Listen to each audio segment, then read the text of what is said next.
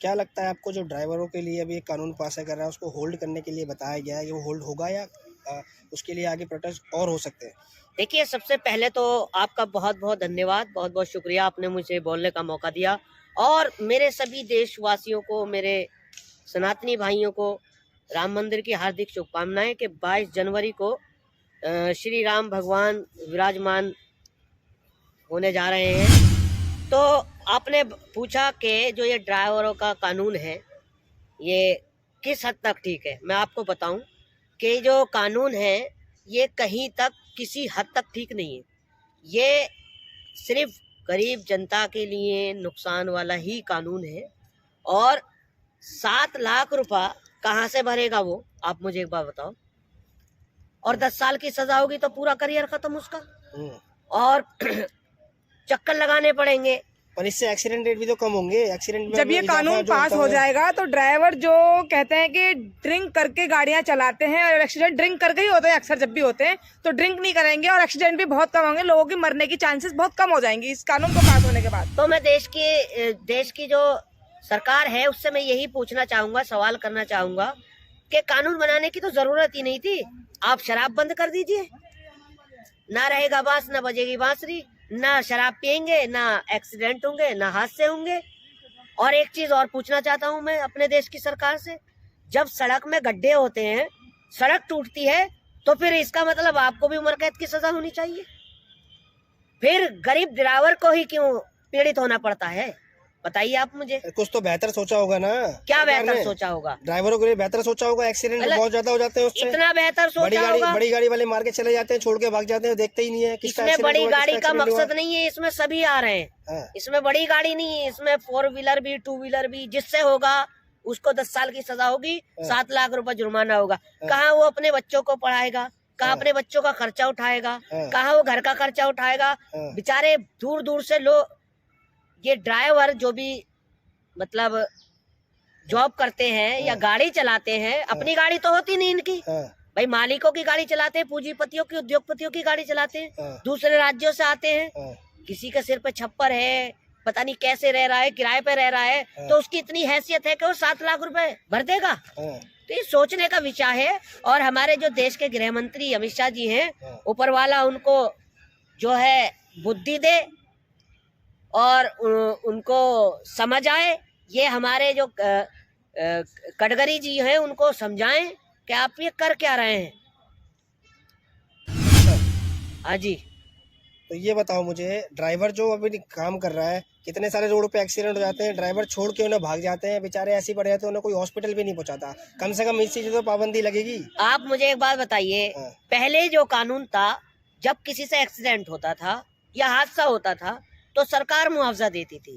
अब सरकार खुद गरीब जनता से, देश की जनता से, गरीब ड्राइवरों से मुआवजा वसूलेगी। अच्छा जी। कहते हैं मोदी जी काम कर रहे हैं, मोदी जी काम नहीं करते। काम कर तो रहे हैं, कानून बना रहे हैं, इतने अच्छे अच्छे कानून पास कर रहे हैं, उसमें भी तुम्हें क्या दिक्कत हो रही है? देखिए, मोदी जी कानून बना रहे हैं अपने लिए ही, जो है ना, अपने लिए गड्ढा खोद रहे हैं। वो जैसे कानून बना रहे हैं, जो कहते हैं जब राम दिलद्दर देता है तो मत पहले हर लेता है। 30,000 रुपए पहले जुर्माना होता था, अब 10 गुना कर दिया है। अच्छा, 10 गुना।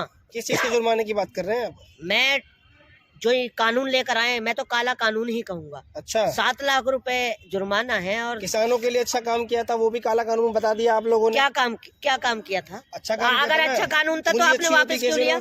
अगर अच्छा कानून था तो आपने वापस क्यों लिया? अतुक्के क्यों चाटा आपने? क्यों वापस लिया? जब किसान के हित में था आपने क्यों वापस लिया?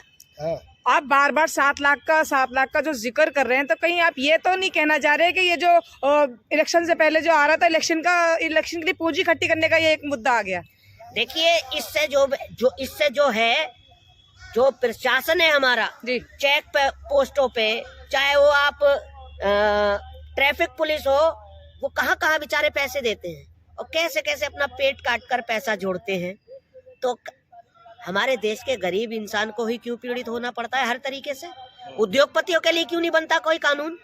उद्योगपतियों के लिए क्यों नहीं बनता कि वो देश से पैसा लेके भागते हैं विदेश? सबके लिए बराबर है सर। मैं उद्योगपति के लिए भी एक ही है और गरीब के लिए भी एक ही है। मैं आपसे सवाल ये कर रहा हूँ, उद्योगपतियों के लिए बनना चाहिए कि देश के सरकार का पैसा आप लेके भागते हो, उनके लिए कानून क्यों नहीं बनना चाहिए? एक किसान 50,000 का लोन ले लेता है तो उसके घर पर पुलिस आ जाती है, नोटिस आ जाता है, और एक उद्योगपति 6900 करोड़ रुपए का लोन लेता है, उसका माफ हो जाता है 1 रुपए के ऊपर। तो सबका साथ सबका विकास सिर्फ दिखाने के लिए है। किसी का साथ किसी का विकास, किसी का विश्वास नहीं है। अगर किसी का साथ किसी का विश्वास है तो सिर्फ उद्योगपतियों का है, अडानी अंबानी पूंजीपतियों का है, सिर्फ विजय माल्या, ललित मोदी, नीरव मोदी, महेश जोशी जैसों का है। अब तो राम मंदिर बन गया, प्राण प्रतिष्ठा होने वाली है। देखिए राम मंदिर बन रहा है, वो अच्छी बात है। मैंने भी अपने पूरे देशवासियों को, सनातनी भाइयों को मैंने उसकी बधाई दी। वो आस्था, उनकी आस्था, अपनी आस्था अपने साथ है। मैं मोमडन हूँ, मैं भी राम का आदर्श हूँ, मैं भी उनका सम्मान करता हूँ। मगर जैसा कि एक आपने देखा होगा, अभी एक पोज वायरल हो रहा है, हमारे देश के प्रधानमंत्री जी, क्या श्री राम का इतना अस्तित्व गिर गया कि आप उनकी उंगली, मतलब मोदी जी की उंगली पकड़ के चलेंगे? तो ये तो श्री राम जी का प्यार है, मोदी जी के लिए जी की उंगली पकड़ के वो जा रहे हैं। अच्छा, मुझे लगता है पत्रकार साहिबा आज सुबह भारतीय जनता पार्टी की चाय पीकर आए हो। आप एक बार बताइए मुझे, सवाल पूछ चाय पी के क्या मैं अल्लाह से बड़ा हो सकता हूँ? क्या मैं ईश्वर से बड़ा हो सकता हूँ? क्या मैं भगवान से बड़ा हो सकता हूँ? वो कहते हैं ना कि जब कुछ अल्लाह देता है तो खुश होकर देता, तो भगवान श्री राम भगवान जी खुश होके मोदी जी की 7 उंगली पकड़ के जा रहे हैं।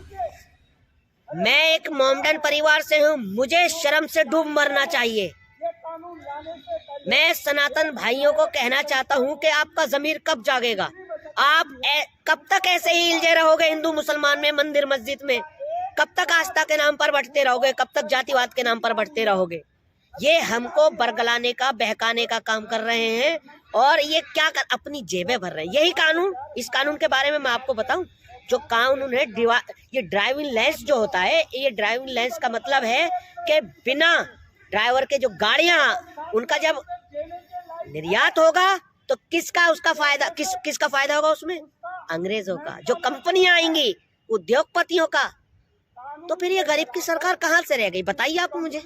अरे अगर आपको यही करना था तो आप ये काला कानून क्यों लेकर आए? सवाल पूछ लो तो काला कानून, बीजेपी की चाय पी है, ऐसे ही बोलते रहते हो।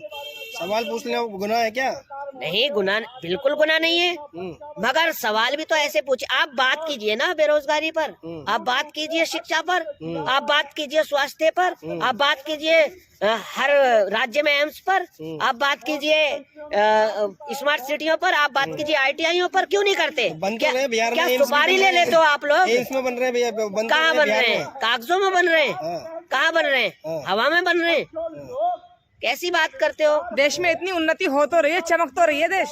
कहाँ उन्नति? विदेशों में नाम हो रहा है, झंडा फहराया जा रहा है चांद पे, और क्या चाहिए आपको? बिल्कुल, देखिए जगह जगह प्रोटेस्ट हो रहे हैं, बेटियों को खचेड़ा जाता है, खींचा जाता है, उनके सीने पर पैर रखे जाते हैं। ये उन्नति हो रही है, ये विश्व गुरु बनना है देश हमारा। तो बेटियों का इलाज कर किसानों को डंडों से भाजा जाता है। दूसरे को अध्यक्ष बना तो दिया, हटा तो दिया उनको। भैया मतलब अध्यक्ष से नहीं है मुझे है सिर्फ बेटी के इंसाफ से, कि उनको आज तक इंसाफ क्यों नहीं मिला। आप बेटी बचाओ बेटी पढ़ाओ के नाम पर आए थे, आपने इस नारे का दुरुपयोग किया है और इस नारे का शोषण किया है, और यही बेटी 2024 में आपको जवाब देगी। जैसे आपको सत्ता में लेकर आई थी, यही बेटी आपको सत्ता से बाहर करने का काम करेगी।